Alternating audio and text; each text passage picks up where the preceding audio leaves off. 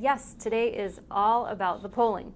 Now, my latest article at justthenews.com is looking at this question of national or popular polling compared to Battleground, specifically focused on the Electoral College polling. Now, we know that a president, the White House, it's won or lost depending on the Electoral College. It's won or lost depending on the outcome of Battleground states.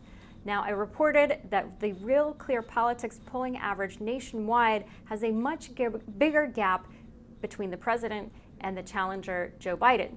Now, if you look nationwide at the popular vote, the polling says that the president is behind Joe Biden by 9.4%. But if you narrow in and focus just on the battleground states, that gap is much more narrow. And in fact, in many cases, it is within the margin of error. Nationwide, the average within the aggregating up all of these different battleground polls, that number is only 4.9%. So a much smaller gap. We're talking about 9.4 compared to 4.9. So what's important about this is that the Electoral College, at the end of the day, is the one who decides who they will actually vote, and that is based on the states. One other important data piece to note, the RealClearPolitics battleground polling, again, battleground specific, compared where the president is today compared to where he was in 2016. Now, the polling we know in 2016 was way off in predictions, and so many models said that the president was not going to win in 2016. Well, guess what? Now in 2020, it looks like the president is actually slightly above.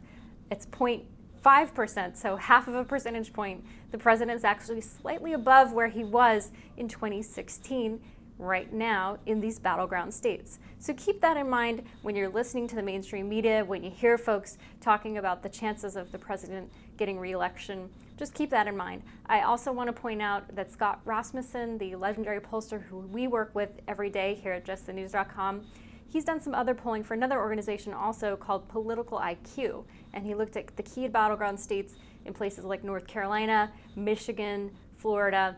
And what he found, again, is that it's all about turnout.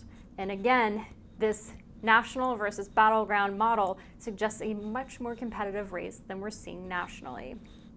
The other thing I want you to know is that Corey Lewandowski, who is a senior advisor to the Trump campaign and also worked very heavily with the campaign in 2016 as well, he found now that, again, the national polling and their methodology has been very lacking in transparency. He said 58% of polls released this week did not disclose who their samples were. Their methodology has not been revealed to the American people. So he said that's a red flag.